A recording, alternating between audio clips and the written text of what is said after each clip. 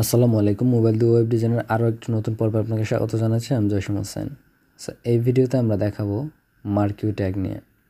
মার্কিউ tag কি আপনারা হয়তো জানেন না। সো মার্কিউ ট্যাগ হচ্ছে আপনারা যখন টিভি দেখেন বা কোনো নিউজ দেখেন, দেখবেন নিউজ দিয়ে কিছু লেখা দৌড়ে দৌড়ে যাচ্ছে, কিছু লেখা থাকে বা শর্ট করে কোনো তথ্য দেওয়া থাকে, যেগুলো আপনি দেখবেন নিচ দিয়ে এই পাশ থেকে এই পাশে চলে যাচ্ছে।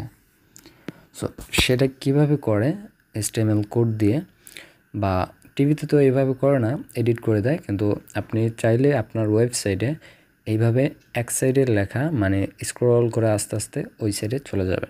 সো এটা আপনি করতে পারবেন। সো সেটা করার জন্য আপনাকে মার্কিউ ট্যাগ নামে একটা ট্যাগ রয়েছে, সেই ট্যাগটাকে আপনাকে ইউজ করতে হবে। ওকে, তো আমরা মার্কিউ লিখি এখানে MARQUE মার্কিউ। সো এটা লিখে আমি ট্যাব প্রেস করার সাথে সাথে দেখলেন আমার যে ফুল স্ট্রাকচারটা রয়েছে সেটা চলে আসছে। ওকে, সো এইখানে আমি লিখে দিচ্ছি, একটু ফানি টাইপের কিছু লিখে দিই। আমি চলে যাচ্ছি, ধরো আমাকে,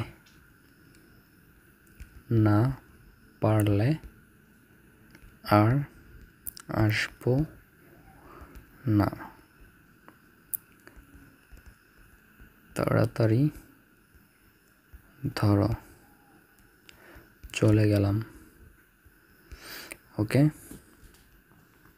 সো এটাকে আমরা একটু রান করে দেখি। এটা কিন্তু খুবই মজার একটা জিনিস, মানে আমি প্রথম যে সময় শিখেছি খুবই মজা পেয়েছি, বারবার এটাকেই আমি রিভিউ করতাম খালি। ওকে, সো এখানে রান করি। সো দেখতে পাচ্ছেন এটা কিন্তু এই সাইড থেকে এইদিকে চলে যাচ্ছে। আমি চলে যাচ্ছি, ধরো আমাকে, না পারলে আর আসবো না, তাড়াতাড়ি ধরো, চলে গেলাম। সো এই সাইড থেকে কিন্তু লেখাটা এই সাইডে চলে যাচ্ছে। ওকে, সো আমরা আরেকটা নিচে দিয়ে দিচ্ছি, মার্কিউ শেষ, এবং আরেকবার মার্কিউ দিচ্ছি, MARQUE। ট্যাব প্রেস করলে এখানে আমরা আরেকটা কিছু লিখে দেই, আমিও তোমার চেয়ে কম নই, আমিও তোমার সাথে দৌড়াবো, দেখি কে আগে যেতে পারে। ওকে, এবার আমরা রান করি। দেখতে পাচ্ছেন দুজন কিন্তু একসাথেই দৌড়াচ্ছে। আমি চলে যাচ্ছি, ধরো আমাকে, এবং নিচেরটাও চলে আসছে। এভাবে কিন্তু আপনি স্ক্রল করাতে পারবেন, এই সাইড থেকে এই সাইডে চলে যাবে। ওকে, সো এটা আপনি করতে পারলেন, কিন্তু এইখানে দেখতে পাচ্ছেন যে ডাইরেকশন অ্যান্ড বিহেভিয়ার, আসলে এই দুইটা কি কাজ করে। ডাইরেকশনের কাজ কি? ডাইরেকশনের কাজ হচ্ছে, দেখেন এই সাইড থেকে কিন্তু এটা এদিকে চলে যাচ্ছে। আপনি যদি চান এই সাইড থেকে এদিকে আসবে, সেটাও আসতে পারে।